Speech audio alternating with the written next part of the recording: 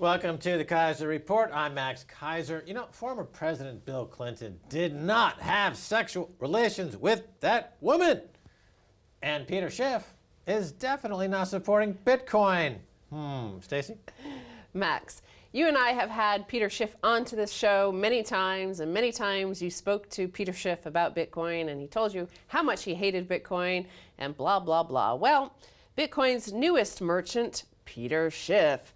Gold still better than BTC, he says. So Euro Pacific Precious Metals is one of the world's largest merchants of gold and silver dealers by volume. And they're accepting Bitcoin using BitPay. And he says he still holds his negative opinion about Bitcoin, but that chances are your average Bitcoin holder is more likely to be a precious metals buyer than a person who doesn't own Bitcoin. I think it makes sense to target Bitcoin holders as customers. Well, Andrew Schiff, his brother, I met up with him at their conference last year in New York, and me and Andrew plotted this behind Peter's back, basically with BitPay. Of course, we've had them on our show a number of times, and Bitcoin. So Peter Schiff is being dragged into the 21st century, whether he likes it or not. And he says he doesn't necessarily support Bitcoin, but that's absurd. By accepting Bitcoin, you're increasing the network, which validates Bitcoin, which is supporting Bitcoin. It doesn't matter whether Peter Schiff thinks he's supporting Bitcoin or not for him to be supporting Bitcoin. Yes. You know, he can pretend like he's not supporting Bitcoin while he's pretending Bitcoin, but we know the truth, Peter, that the genius of Satoshi Nakamoto has done a number on your head, and you finally are being sucked into the vortex that is Bitcoin. And soon he'll understand that Bitcoin is equal to gold in many ways, and then I predict within a year he'll be saying that Bitcoin is superior to gold in many ways. So this is the progression. Peter has now stepped on the ladder toward Bitcoin apostletum, and welcome aboard. Well, isn't it Moore's Law, is it called, where, you know, one fax machine isn't worth much, but 2 is worth more, and 10 is worth even more, and 100... That would be Metcalfe's law. Metcalfe's and Moore's law is, refers to the ever-decreasing cost of CPU going forward. So his using it increases the value of it, thus validating the opinion of many Bitcoin evangelists around the world that you could hate a fax machine, but the very fact that you had a fax machine increased the value of having a fax machine to all the other people in the network. Well, Bitcoin is two things, remember. It's a payment processor, and it's a currency secondarily. It's the accidental currency. It became a currency because as a method of transmitting money from point A to point B, it wiped everyone off the face of the earth. All the current ways of moving money are obsolete because of Bitcoin and the blockchain. And because it becomes ubiquitous, people figured, hey, you know what? We'll just use this as an embedded currency. It is a currency. It becomes a currency. So this is the progress that one makes. Peter Schiff understands it now as the protocol that allows for money transmission in a way that allows him to increase his business and pass the savings on to his customers. And next, he'll understand that, oh, you know what? This is actually a better currency than all the other currencies, including gold. You know, that step will come. And late in the night, in his unconscious mind, through his dreams, Satoshi will visit Peter Schiff and finally convince him to take that final step into becoming a full-fledged Bitcoin apostle. Again, he hates Bitcoin, but he has regrets about not buying in 2013. Obviously, I could have bought them then and could have done pretty well. Sure, I regret not buying a bunch of them, but that doesn't mean I'm going to buy them now. Well, there's a couple of misstatements there. He's saying, I could have bought them in 2013. No, in fact, he could never have bought them because his mind wasn't ready for them. Bitcoin only makes people rich who are ready to accept Satoshi. They have to be able to understand Satoshi. And Peter Schiff in 2013 was incapable of taking Satoshi's algorithm on board. The algorithm and the protocol was not able to be presented to Peter Schiff in a way that would allow him to buy Bitcoin in 2013. So that's a misstatement. The second thing he says, which is incorrect, is saying that, well, I'm not going to buy them now. Well, that's stupid. Because they're going to go to $10,000 a Bitcoin. I mean, Peter Schiff says gold is a buy at, you know, 1,300 and 1,400. It's going to 10,000. He's the minority in that. He's going against the majority view of, you know, out there on the main street. Same thing with Bitcoin. I predict this. Peter Schiff will be buying Bitcoin when it goes over $10,000 per Bitcoin. I'm willing to bet a Bitcoin that this is in fact going to happen. Well, and the other interesting thing is you've often mentioned in the past about using gold and silver or Bitcoin as a hedge against each other. And he does say, he reiterated that he's still a skeptic of Bitcoin and other alternative currencies, and that the move is aimed in part at capturing customers who may also be worried about the ability of Bitcoin's price to rise in light of recent negative developments in the space. Well, again, his mind is being warped by Bitcoin. He doesn't realize it. He's like he's dropped the acid, and he's just beginning to take the trip. You know, talk to me in 3 months, and Peter Schiff will be a full-fledged Bitcoin maniac. Now we've got to work on Alex Jones. Alex Jones has yet to fully embrace Bitcoin. He's a Bitcoin skeptic, which is wrong. He's depriving his customers the ability to spend money with him. He's depriving them of the cost savings they would get with Bitcoin. And he's depriving the globe of having an alternative currency, alternative fiat currencies. So Alex Jones, you are the next. Peter Schiff has fallen. Alex Jones is next. And then, of course, Jim Rickards. Well, here's another skeptic. European Central Bank, Bitcoin, a risky alternative to euro. European Central Bank Executive Board member Yves Mersch said during a speech on 19th of May that as a payment system and a store of value, the euro is superior to digital currencies like Bitcoin. And in particular, he noted that there's the exchange rate risk. But as Peter Schiff using BitPay would prove, there is no exchange rate risk. Peter Schiff never actually needs to see Bitcoin, even though he's accepting Bitcoin. BitPay is taking the risk. BitPay is not taking the risk either. They make instant conversion into any currency you want. They're just the platform allowing point A to point B money transfer to take place at 95% less than it would in any other scenario. That's all that's going on there. Now that statement from a banker is also rife with fallacies. They're saying that digital currencies like the euro are superior than Bitcoin. First of all, a digital currency like the euro is not worth the paper it's not printed on, to quote Gerald Celente. And Bitcoin is not really a digital currency so much as a cryptocurrency. There's a huge difference between a crypto. I invented digital currencies and electronic currencies in 1995, 1996 with the virtual specialist technology, patent number 5950176. But I can tell you from experience that it's not a virtual currency, it's a cryptocurrency, which is something completely different. So that's, again, words coming out of the mouth of a banker that make absolute, it reminds me of something I read on Uberfax, that apparently lobsters urinate through their mouth or something, or their nose or their forehead, I forget. But this guy, the central banker, is like a lobster. He's just out of his face. He's making no sense whatsoever. It's just urine. The other thing is he has said that the euro is a better store of value, but I want to point out the major deflationary and inflationary risk. First of all, we have the bail-in, which is, of course, confiscation, which is deflation. That's a deflationary risk to your savings. Then there's the inflationary risk to your savings of the European Central Bank's bailouts of the banking system. The bail-in is an obvious point in Cyprus, and this is spreading out to other countries. The central bank, using the euro and the electronic currency, simply take your money. So how is that a store of value? They just take the money. With Bitcoin and the blockchain, you don't have that risk.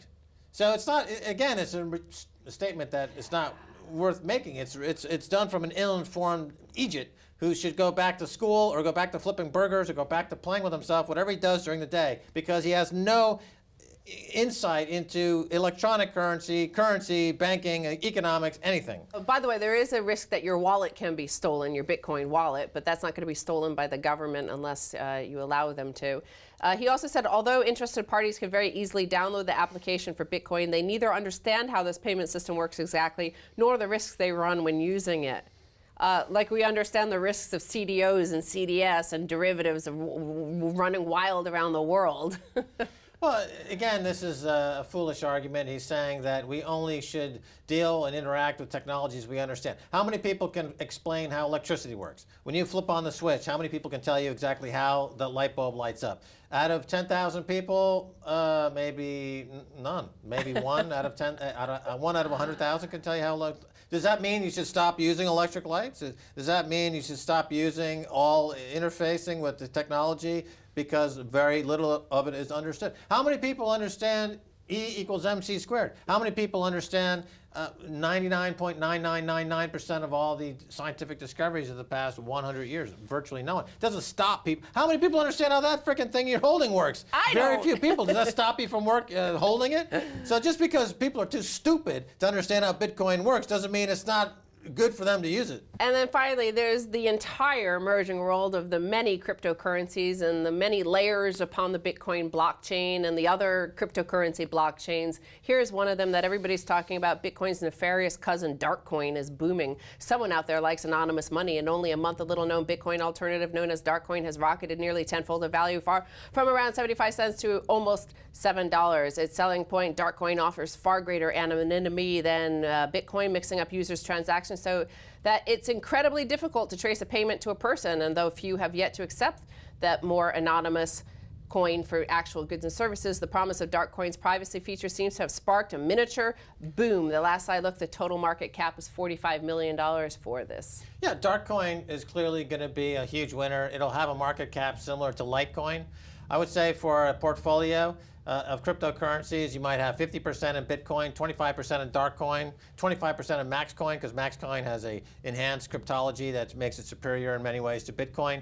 Have a few Dogecoin for fun, and maybe a Litecoin because it's a popular coin and there is some work being done for Litecoin. But have a portfolio of these cryptos, Bitcoin, Darkcoin, Maxcoin, some Dogecoin, your whole portfolio of cryptos. I mean, Peter Schiff's a smart guy, he's a businessman. He should be making a market in virtual currencies, in cryptocurrencies, over there at Euro Pacific, his business. He's letting his ideology get in the way of making money, which he says, as a libertarian, he would never ever do. And yet here he is doing the exact thing. He won't make money because of his warped ideology. Peter, come back to capitalism. Come back to us. Come back to libertarianism. Come back, Peter. Get off the ledge. You can make money with this stuff. Anyway, so finally on this, people are worried about the blockchain. It's becoming quite apparent that when you send Bitcoins, it's not anonymous. You have to make it anonymous. You have to have the technical know-how to make it anonymous. This does it automatically for you. So Darkcoin adds an extra layer of privacy by automatically combining any transactions its users make with others of two other users, a feature it calls DarkSend, so that anyone analyzing the blockchain has a harder time figuring out where a particular user's money ended up. Yeah, Darkcoin is an easy triple from these levels. Where Bitcoin, yeah, it could double from here, hit a new high.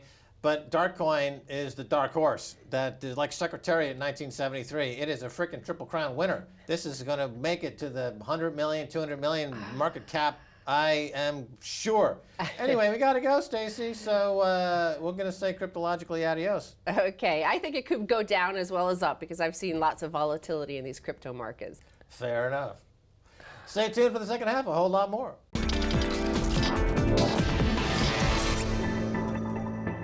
All right, welcome back to the Keiser Report. I'm Max Keiser. Time now to turn to a big name in Finance 2.0, Peter Todd, Chief Scientist at the crowdfunded Dark Wallet. Peter lives in Toronto and is also involved with Mastercoin and Zero Cash. So you are really in the crypto space, Peter. Yep. No, I go work for a whole bunch of these companies as consultants. Dark Wallet for free. Right. Let's talk about Dark Wallet. What is it and why is it? Talk about Dark Wallet. Well, I think fundamentally, Dark Wallet's kind of this space to go prototype privacy features. It's the what? What of the what? Repeat that. Well, so when you use Bitcoin, you'd much rather go use in a way that you have the choice of privacy, and Dark Wallet enables you to go do that. And we're building in technologies such as CoinJoin and stealth addresses that let you use Bitcoin in private ways, so that you may know that I sent you money, but no one else does. Okay, so when the crowdfunded film that went out talking about Dark Wallet, it's very like cryptic itself, and it's kind of shadowy and dark and mysterious. So Yeah. I mean, so you mentioned the privacy issue.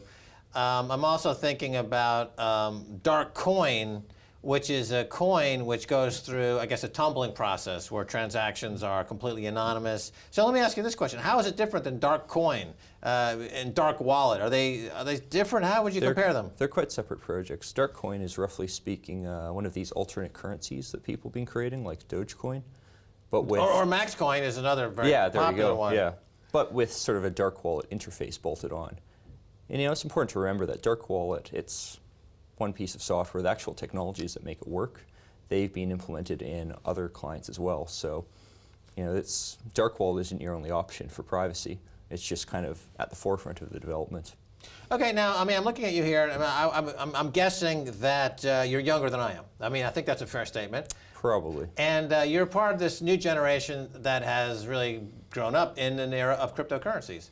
And in an era where all the established rules and regulations and the way people view banks and money seems to be completely changing. So from your point of view, somebody who's now really coming of age in a period of cryptocurrencies, how do you see this cryptocurrency wave? What does it mean to you personally, and how do you think it's going to change your life over the next 10 to 20 years? Well, me, I'm very politically moderate. I'd say it's a rebalancing. A rebalancing? Yeah. Okay, well, rebalancing from what to what? I mean, what is out of balance now that needs to be rebalanced? Well, I think we've seen a lot of extremism about privacy, and people saying you shouldn't have any privacy, you should have radical transparency. Inevitably, governments like to go say that, and the radical transparency applies to us, not them. And you got to remember that in the Western world, we've accepted for hundreds of years that free speech, privacy, democracy, these are all values that we hold. They're very politically moderate values. People kind of forget that. Okay, so you're saying a return to rights of privacy. Yeah. And cryptocurrencies and dark wallet and Darkcoin are a step in that direction. And the new Bitcoin automatic teller machines, or ATMs, those seem to be taking off all over the world. Is that true? Yeah, I think it seems to be for now. I mean, I don't know what the usage stats are, so it'd be always interesting to find that out after the launches. But I think that's an important development, as is stuff like local Bitcoins, where it's person-to-person Bitcoin trading, or Mycelium is another example of that. Right, so and I look at CoinDesk, for example, is a great blog, and it seems like every day there's a story of somebody at a Bitcoin ATM, so all over the world these things are happening. And at the moment, people have been talking about 2014 as the year where Wall Street discovers Bitcoin. And we're seeing a lot of VC money pour into startups. BitPay just got a $30 million deal at a $160 million valuation. Of course, Tony Gallippi introduced the whole concept on this show 3 years ago. And is there a conflict now between, let's say, the establishment of Wall Street and the more radical elements, if you will, of the crypto movement? Well, the way I describe it is, I think the risk is people forget, what does Bitcoin bring? If you go and centralize Bitcoin, if you go and add barriers, if you go and add all this stuff that, already exists on PayPal, MasterCard, Visa, well, it's no longer Bitcoin. It no longer has any advantages. And I worry that investors are going to forget this and push Bitcoin in directions which centralize it, which take away what it can do. And unfortunately, decentralized systems just cost more to run than centralized ones. So once you take away the advantages, well, now you've got a big disadvantage, which technically it's a lot less efficient than just having a big server farm off at Visa headquarters. Yeah, well, let's talk about a couple of these initiatives that seem to be introducing centralization into what is inherently an anarchistic, decentralized approach. And I'm thinking, for example, of a company that just came out last week, was announced during the Bitcoin Foundation get-together, Circle. Yeah, Circle. So Circle is a company that they call it Bitcoin for Dummies, that it's intermediating really the transaction. You don't even touch a Bitcoin. You have no idea there's Bitcoin. It's all basically dollars they talk about in terms of the language is very different.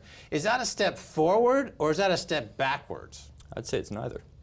I'd say if they go get other people to follow their anti-decentralization, much more regulated model, well, then it's a step backwards. But providing that as an option is fine. I have nothing against choice. If you choose to go use their wallet, that's okay. If they try to go and impose their choices on you, that's the problem. Well, let me ask the question in a different way. Do you think if the primary ethos of Bitcoin, of decentralization, were to prevail, would a company like Circle flourish? It would not flourish as much as they want it to. Okay. There's regulatory capture after all. And if a company like Circle has a business model of regulating, tracking Bitcoins, removing the privacy, well, they may be the one company in the Bitcoin space to succeed in the same way that we often see, singular payment providers get the relationships with government that are exclusive. Whereas we're much better off with a free market system where you choose to use who you want. If you wish to use a transaction where a third party is involved as a guarantor, as an escrow, that's fine. But that should be between me and you. It should have nothing to do with him. Okay, let's talk about the free market in places like Africa, where cryptocurrencies are being embraced like wildfire. Yeah. And mobile payment systems are in place. And people love the fact, and the remittance business, which is huge, where they're getting, instead of Western Union charging $10 for a $100 transaction, or sending the cash, and I'm just using a figure that off the top of my head here, but for a somewhat large figure, the transaction costs are actually close to zero. Yeah. So this is where you see the incubator of crypto really taking hold and seeing what it can do to transform an economy. Is that true? And if so, can you talk a little bit about how it is transforming these economies? I hope it will be true in the future. I think we're progressing towards that. But I think the big takeaway from a place like Africa is this idea of intermediaries, this idea of corruption, regulatory capture. You know, the only way that the existing payment companies in Africa can charge, say, 10% per transfer is because there's only one of them. There's no competition. You know, they've gone and bribed their local governments for exclusive access, which something like Bitcoin that's inherently fighting against. Well, it's $40 billion or so is extracted through the moving the money from one continent to another. So that would be $40 billion potentially in the pockets of these people in these countries, and that's a huge amount of money for someone living exactly on the case. You know, $5 a day. Suddenly you're adding another $1 per day. I mean, that's a huge increase in their cash flow per day. Let's talk about specifically Dark Wallet, because that's the project you're associated with closely right now. And one of the biggest issues regarding Bitcoin adoption is the fear of having your wallet stolen. So this is a story you hear often. So in the case of Dark Wallet, how does this fit in? Is that a problem, or have you addressed this? Well, I think what's interesting about this notion of safety and whether or not your wallet's going to get stolen, your Bitcoins are going to get stolen, is it really comes down to how you use it and how you want to go and prevent that. I mean, on the one hand, you can go and say, all right, we're going to involve regulatory officials. We're going to make a way to then seize the funds later. Well, that's of course what PayPal has done. In many places, that's a failed business model. You know, this is why PayPal has to go shut down accounts left, right, and center, because they have this model of if something bad happens, we'll seize the money later. Well, they don't really have any way of figuring out whether something bad actually happened. Did I steal the money? Did you not send the goods? You know? Whereas what something like Dark Wallet is saying is, well, look, let's go and bring back personal responsibility. Let's go and add ways for people to keep their Bitcoin safe on their own. Dark Wallet's at the very beginnings of those stage, but it has features such as multi-party control of accounts. So if you and I have a business, both of us can go sign off on any funds getting sent. Is it fundamentally different? I mean, blockchain.org is 1.6 million wallets. Blockchain.info. Okay, it's essentially wallets. Yeah. Okay, so, and that's a huge player in the space. How is Dark Wallet different than blockchain? I hope in the future it won't be. In what way? How do you mean? I hope I can go and prototype technologies in Dark Wallet that blockchain.info can adopt as well. For instance, the CoinJoin technology that Dark Wallet is working on, blockchain.info has a less sophisticated version of it. And as Dark Wallet progresses, I certainly hope I can go talk to the blockchain.info people and help them make their site more secure as well and more private. Right. So is that a competitor of yours, or you don't see it that way? I don't see it that way. I mean, Dark Wallet isn't a for-profit venture. Right. You know, I'm not getting paid. They're not getting paid other than donations. So it's you're just spreading the Bitcoin as a philosophy of how would you call it? Is it pure libertarianism? I wouldn't say pure. I would say it's very politically moderate notion of, you know, people deserve to have the ability to transact freely, transact privately in a free market. So you don't consider yourself, well, you've described yourself as being politically moderate. Bitcoin, however, brings out political daggers. You know, it's a political debate. Of course so it does. how do you're forcing you to kind of get into the political fray, or B, do you believe that Bitcoin, the genius of Bitcoin, the genius of Satoshi, will prevail regardless of any conversation anyone has on the political sphere? The algorithm was released, and it's just going to change life as we know it, and there's nothing anyone can do about it. What do you think? I don't think that's true, unfortunately. You know, if governments really wanted to, they could outspend all the miners and they could destroy the system.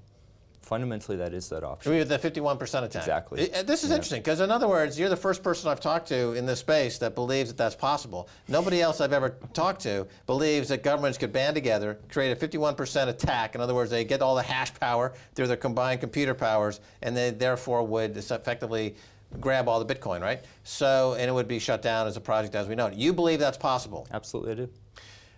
Okay, what's the probability that they might do that? It's hard to say. I mean, I think it's a political question. I think it's Does it require multi-country cooperation? It just requires a lot of money. And they essentially would put in a huge server farm to go and do this 51% attack. Is there a point where the Bitcoin is ever safe from that? Well, as it gets big enough and politically important enough, and keep in mind, chances are it's not that they would attack to destroy it entirely. It's that they would attack it to go and force it to be centralized, force it to apply, say, know your customer rules, or very restrictive rules on, can I go send you, say, 1 Bitcoin? Can I go send you 10? Okay, well, Peter, we're running out of time. We'll have you on again soon if you have the time and you can come on. But this is interesting to me because of everything I've read and every guest I've talked to over the past 3 years, you're the first guy to come forward and say, this 51% attack coordinated by governments is not only doable, but you really have to kind of plan for it, because if it gets to be a political hot potato, they're definitely going to try it. They may, yeah. Okay, well, on that note, we have to say goodbye, but thanks for being on the Keiser Report. Thank you. All right, and that's going to do it for this edition of the Keiser Report with me, Max Keiser, and Stacy Herbert. I'd like to thank our guest, Peter Todd of Dark Wallet. If you'd like to get in touch, tweet us at Keiser Report. Until next time, bye, y'all.